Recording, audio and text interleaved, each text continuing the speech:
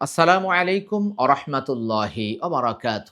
ইন্নাল হামদালিল্লাহি নাহমাদুহু ওয়া নুসাল্লি আলা রাসূলিহিল কারীম আম্মা বা'দ। সুপ্রিয় দর্শক শ্রোতা, আমরা রমাদান মাস আসলে বিভিন্ন চ্যানেলে ইউটিউব, ফেসবুক, টুইটার, ইনস্টাগ্রামে একটি মাসআলা বা একটি বিষয় বারবার শুনতে থাকি যে এই ৫টি কাজ করলে আপনার সিয়াম হবে না, এই ১০টি কাজ করলে আপনার সিয়াম হবে না। মূলত সিয়াম না হওয়ার ২টি অর্থ। এক অর্থ হচ্ছে সিয়াম একেবারেই ভঙ্গ হয়ে যাবে। আরেকটি অর্থ হচ্ছে সিয়াম হলেও তা কবুলযোগ্য হবে না। সিয়াম ভঙ্গ হয় মূলত ৩টি কাজের মাধ্যমে। একটি হচ্ছে কোনো কিছু খাওয়া, পান করা এবং স্ত্রীর সাথে একান্তে মিলিত হওয়া।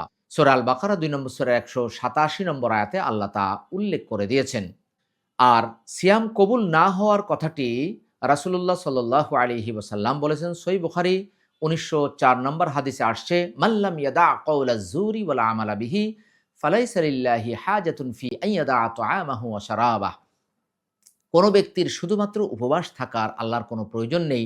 সে যদি মিথ্যা, ঝুট কথাবার্তা, ঝুট কার্যক্রম পরিত্যাগ না করে। অর্থাৎ আমি যদি সিয়াম রেখে মিথ্যা বলি, চগলখড়ি করি, ধোঁকাবাজি করি, ওজনে কম দেই, হারাম উপার্জন করি, মানুষের সাথে প্রতারণা করি, মানুষকে ঠকাই, তাহলে আমার সিয়াম হয়ে যাবে কিন্তু সেটা কবুলযোগ্য সিয়াম হবে না।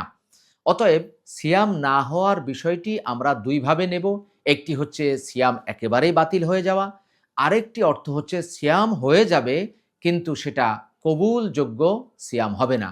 এই রমাদানে আমরা চেষ্টা করি আমাদের ২টি দিকই যেন ঠিক থাকে। অর্থাৎ আমরা যেন পানাহার যেইভাবে না করি, খাদ্য যেভাবে না খাই, যেভাবে স্ত্রীর সাথে একান্তে মিলিত না হই, ঠিক সেইভাবে আমরা যেন আমাদের জবানকে, কানকে, নফসকে আমরা এমনভাবে কন্ট্রোল করি যেন আমরা রমজানমুখী নিয়ে আসতে পারি, আল্লাহমুখী নিয়ে আসতে পারি।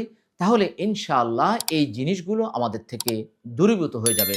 আল্লাহ তাআলা আপনাকে আমাকে রমাদানে সিয়াম রেখে কবুলযোগ্য সিয়াম পালনের তৌফিক দান করুক। আমিন।